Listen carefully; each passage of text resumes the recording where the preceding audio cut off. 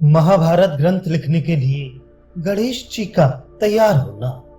उग्र शिवाजी कहते हैं, हिमालय की पवित्र तलहटी में पर्वतीय गुफा के भीतर धर्मात्मा व्यास जी स्नान आदि से शरीर शुद्ध करके पवित्र हो कुश का आसन बिछाकर बैठे थे। उस समय नियम पालन पूर्वक शांत चित्त हो वे तपस्या में संलग्न थे।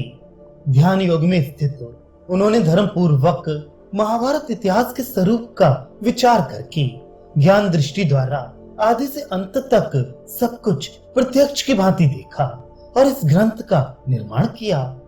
सृष्टि के प्रारंभ में जब यहाँ वस्तु विशेष या नाम रूप आदि का भान नहीं होता था, प्रकाश का कहीं नाम नहीं था, सर्वत्र अंधकार ही अंधकार छा रहा था, उस समय एक बहुत बड़ा अंड प्रकट हुआ जो संपूर्ण प्रजाओं का अविनाशी बीज था। ब्रह्म कल्प के आदि में उसी महान एवं दिव्य अंड को 4 प्रकार के प्राणी समुदाय का कारण कहा जाता है, जिसमें सत्य स्वरूप ज्योतिर्मय सनातन ब्रह्म अंतर्यामी रूप से प्रविष्ट हुआ है, ऐसा श्रुति वर्णन करती है। वह ब्रह्म अद्भुत अचिंत्य सर्वत्र समान रूप से व्याप्त अव्यक्त सूक्ष्म कारण स्वरूप एवं अनिर्वचनीय है और जो कुछ सत असत रूप में उपलब्ध होता है सब वही है।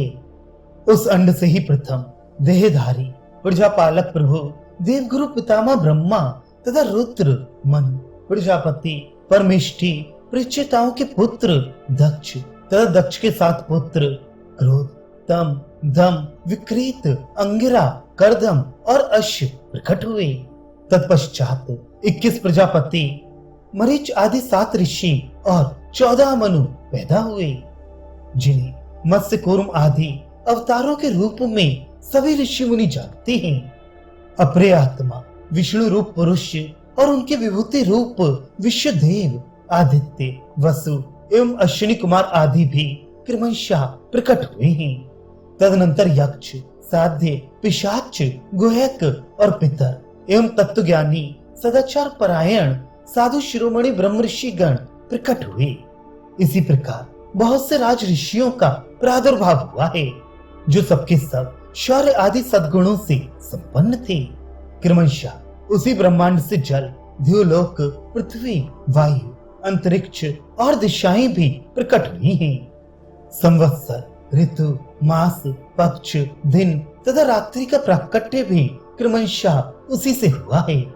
इसके सिवा और जो कुछ भी इस लोक में देखा या सुना जाता है वह सब उसी अंड से उत्पन्न हुआ है। ये जो कुछ भी स्थावर जंगम जगत दृष्टिगोचर होता है वह सब प्रलय काल आने पर अपने कारण में विलीन हो जाता है। जैसे ऋतु के आने पर उसके फल पुष्प आदि नाना प्रकार के चिन्ह प्रकट होते हैं और ऋतु बीत जाने पर वे सब समाप्त हो जाते हैं, उसी प्रकार कल्प का आरंभ होने पर पूर्ववत विविध पदार्थ दृष्टिगोचर होने लगते हैं और कल्प के अंत में उनका लय हो जाता है। इस प्रकार ये अनादि और अनंत काल चक्र लोक में प्रभा रूप से नित्य घूमता रहता है। इसी में प्राणियों की उत्पत्ति और संहार हुआ करते हैं। इसका कभी उद्भव और विनाश नहीं होता। देवताओं की सृष्टि संक्षेप से 33,000 3300 और 33 लक्षित होती है। पूर्व काल में विवाह पुत्र बृहत भानु चक्षु आत्मा विवावसु सविता ऋचिक अर्क भानु आशव है तथा रवि ये सब शब्द विवस्वान के बोधक माने गए हैं। इन सब में जो अंतिम रवि है वे मह अर्थात मही पृथ्वी में गर्भ स्थापन करने वाले एवं पूज्य माने गए हैं। इनके तने देवव्राट हैं और देवव्राट के तने सुभ्राट माने गए हैं। सुभ्राट के 3 पुत्र हुए, वे सबके सब संतानवान और बहुश्रुत अर्थात अनेक शास्त्रों के ज्ञाता हैं। उनके नाम इस प्रकार हैं: 10 ज्योति शत ज्योति तथा सहस्त्र ज्योति। महात्मा 10 ज्योति के 10,000 पुत्र हुए, उनमें भी 10 गुने अर्थात 1,00,000 पुत्र यहाँ शत ज्योति के हुए। फिर उनसे भी 10 गुने अर्थात 10 लाख पुत्र सहस्त्र ज्योति के हुए, उन्हीं से ये कुरुवंश, यदुवंश, भरतवंश, ययाति और इक्ष्वाकु के वंश तथा अन्य राज ऋषियों के सब वंश चले। प्राणियों की सृष्टि परंपरा और बहुत से वंश भी इन्हीं से प्रकट हो विस्तार को प्राप्त हुए हैं। भगवान वेद व्यास ने अपनी ज्ञान दृष्टि से संपूर्ण प्राणियों के निवास स्थान, धर्म, अर्थ और काम के भेद से त्रिविध रहस्य, कर्म, उपासना, ज्ञान रूप वेद, विज्ञान सहित योग, धर्म, अर्थ एवं काम, इन धर्म, काम और अर्थ रूप 3 पुरुषार्थों के प्रतिपादन करने वाले विविध शास्त्र, लोक व्यवहार की सिद्धि के लिए आयुर्वेद, धनुर्वेद, स्थापत्य वेद, गंधर्व वेद आदि लौकिक शास्त्र सब उन्हीं 10 ज्योति आदि से हुए हैं। इस तत्व को और उनके स्वरूप को भली भांति अनुभव किया। उन्होंने ही इस महाभारत ग्रंथ में व्याख्या के साथ उस सब इतिहास का तथा विविध प्रकार की श्रुतियों के रहस्य आदि का पूर्ण रूप से निरूपण किया है और इस पूर्णता को ही इस ग्रंथ का लक्षण बताया गया है। महर्षि ने इस महान ज्ञान का संक्षेप और विस्तार दोनों ही प्रकार से वर्णन किया है, क्योंकि संसार में विद्वान पुरुष संक्षेप और विस्तार दोनों ही रीतियों को पसंद करती हैं। कोई कोई इस ग्रंथ का आरंभ नारायणम नमस्कृत्य से मानते हैं और कोई कोई आस्तिक पर्व से। दूसरे विद्वान ब्राह्मण उपरचर वसु की कथा से इसका विधि पूर्वक पाठ प्रारंभ करते हैं। विद्वान पुरुष इस भारत संहिता के ज्ञान को विविध प्रकार से प्रकाशित करते हैं। कोई कोई ग्रंथ की व्याख्या करके समझाने में कुशल होते हैं, तो दूसरे विद्वान अपनी तीक्ष्ण मेधा शक्ति के द्वारा इन ग्रंथों को धारण करते हैं। सरस्वती नंदन भगवान व्यास ने अपनी तपस्या एवं ब्रह्मचर्य की शक्ति से सनातन वेद का विस्तार करके इस लोक पावन पवित्र इतिहास का निर्माण किया है। प्रशस्त व्रतधारी, निग्रह अनुग्रह समर्थ, सर्वज्ञ पराशर नंदन ब्रह्मर्षि श्री कृष्ण द्वैपायन इस इतिहास शिरोमणि महाभारत की रचना करके ये विचार करने लगे कि अब शिष्यों को इस ग्रंथ का अध्ययन कैसे कराऊं, अंत में इसका प्रचार कैसे हो। द्वैपायन ऋषि का ये विचार जानकर लोक गुरु भगवान ब्रह्मा उन महात्मा की प्रसन्नता तथा लोक कल्याण की कामना से स्वयं ही व्यास जी के आश्रम पर पधारे। व्यास जी ब्रह्मा जी को देखकर आश्चर्यचकित रह गए। उन्होंने हाथ जोड़कर प्रणाम किया और खड़े रहे। फिर सावधान होकर सब ऋषि मुनियों के साथ उन्होंने ब्रह्मा जी के लिए आसन की व्यवस्था की। जब उस श्रेष्ठ आसन पर ब्रह्मा जी विराज गए तो व्यास जी ने उनकी परिक्रमा की और ब्रह्मा जी के आसन के समीप ही विनय पूर्वक खड़े हो गए। परमेष्ठी ब्रह्मा जी की आज्ञा से वे उनके आसन के पास ही बैठ गए। उस समय व्यास जी के हृदय में आनंद का समुद्र उमड़ रहा था और मुख पर मंद मंद पवित्र मुस्कान लहरा रही थी। परम तेजस्वी व्यास जी ने परमेष्ठी ब्रह्मा जी से निवेदन किया, भगवान, मैंने ये संपूर्ण लोकों से अत्यंत पूजित एक महाकाव्य की रचना की है। ब्रह्म, मैंने इस महाकाव्य में संपूर्ण वेदों का गुप्ततम रहस्य तथा अन्य सब शास्त्रों का सार सार संकलित करके स्थापित कर दिया है। केवल वेदों का ही नहीं, उनके अंग एवं उपनिषदों का भी इसमें विस्तार से निरूपण किया है। इस ग्रंथ में इतिहास और पुराणों का मंथन करके उनका प्रशस्त रूप प्रकट किया गया है। भूत, वर्तमान और भविष्य काल की इन तीनों संज्ञाओं का भी वर्णन हुआ है। इस ग्रंथ में बुढ़ापा, मृत्यु, भय, रोग और पदार्थों के सत्यत्व और मिथ्यात्व का विशेष रूप से निश्चय किया गया है तथा अधिकारी भेद से भिन्न भिन्न प्रकार के धर्मों एवं आश्रमों का भी लक्षण बताया गया है। ब्राह्मण, क्षत्रिय, वैश्य और शूद्र इन चारों वर्णों के कर्तव्य का विधान, पुराणों का संपूर्ण मूल तत्व भी प्रकट हुआ है। तपस्या एवं ब्रह्मचर्य के स्वरूप, अनुष्ठान एवं फलों का विवरण, पृथ्वी, चंद्रमा, सूर्य, ग्रह, नक्षत्र, तारा, सतयुग, त्रेता, द्वापर, कलयुग, इन सबके परिमाण और प्रमाण, ऋग्वेद, यजुर्वेद, सामवेद और इनके आध्यात्मिक अभिप्राय और अध्यात्म शास्त्र का इस ग्रंथ में विस्तार से वर्णन किया गया है। न्याय, शिक्षा, चिकित्सा, दान तथा पाशुपत अर्थात अंतर्यामी की महिमा का भी इसमें विशद निरूपण है। साथ ही ये भी बतलाया गया है कि देवता, मनुष्य आदि भिन्न भिन्न योनियों में जन्म का कारण क्या है। लोक पावन तीर्थों, देशों, नदियों, पर्वतों, वनों और समुद्र का भी इसमें वर्णन किया गया है। दिव्य नगर एवं दुर्गों के निर्माण का कौशल तथा युद्ध की निपुणता का भी वर्णन है।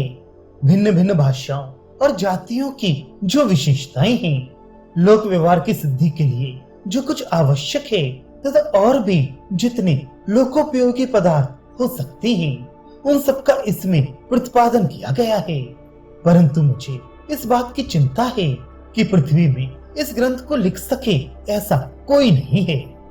ब्रह्मा जी ने कहा, व्यास जी, संसार में विशिष्ट तपस्या और विशिष्ट कुल के कारण जितने भी श्रेष्ठ ऋषि मुनि हैं, उनसे मैं तुम्हें सर्वश्रेष्ठ समझता हूँ, क्योंकि तुम जगत, जीव और ईश्वर तत्व का जो ज्ञान है उसके ज्ञाता हो।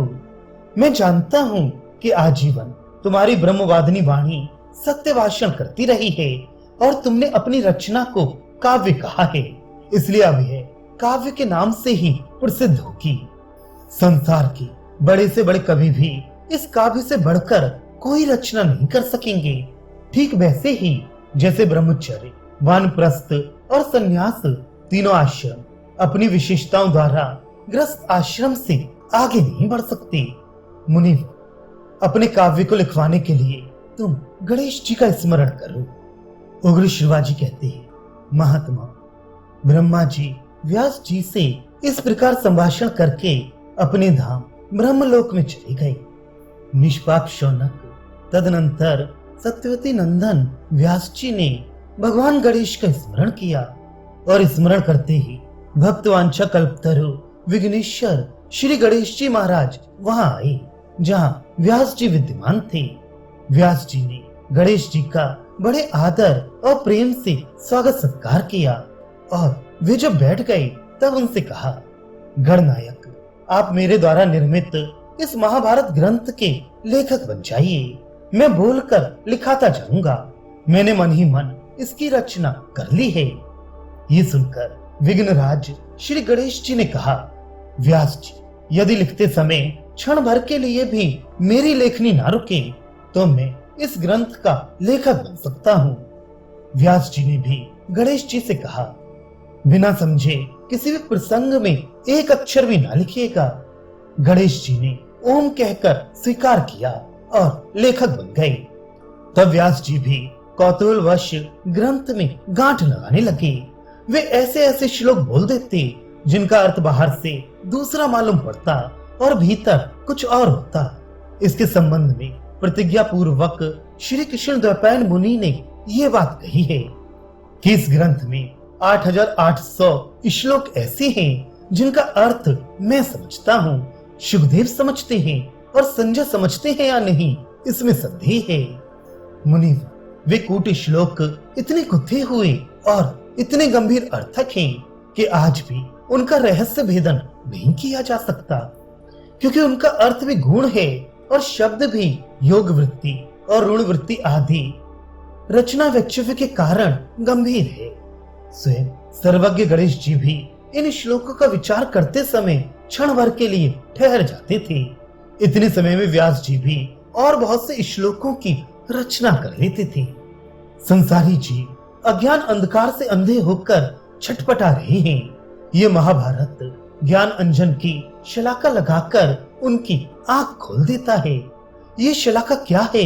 धर्म, अर्थ, काम और मोक्ष रूप पुरुषार्थों का संक्षेप और विस्तार से वर्णन।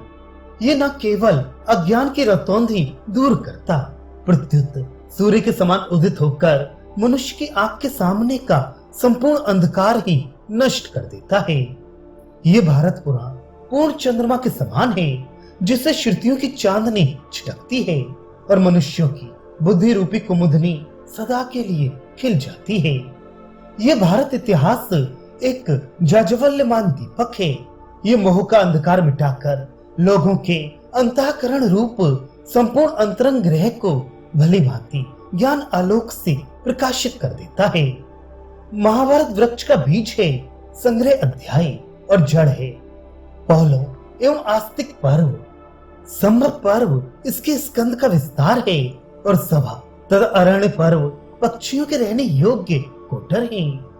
अरण्य पर्व इस वृक्ष का ग्रंथि स्थल है, विराट और उद्योग पर्व इसका सार भाग है, भीष्म पर्व इसकी बड़ी शाखा है और द्रोण पर्व इसके पत्ते हैं, कर्ण पर्व इसके श्वेत पुष्प हैं और शल्य पर्व सुगंध है, स्त्री पर्व और ऐशिक पर्व इसकी छाया है तथा शांति पर्व इसका महान फल है, अश्वमेध पर्व इसका अमृतमय रस है और आश्रमवासिक पर्व आश्रय लेकर बैठने का स्थान, मौसल पर्व श्रुति रूपा ऊंची ऊंची शाखाओं का अंतिम भाग है तथा सदाचार एवं विद्या से संपन्न वे जाति इसका सेवन करती हैं।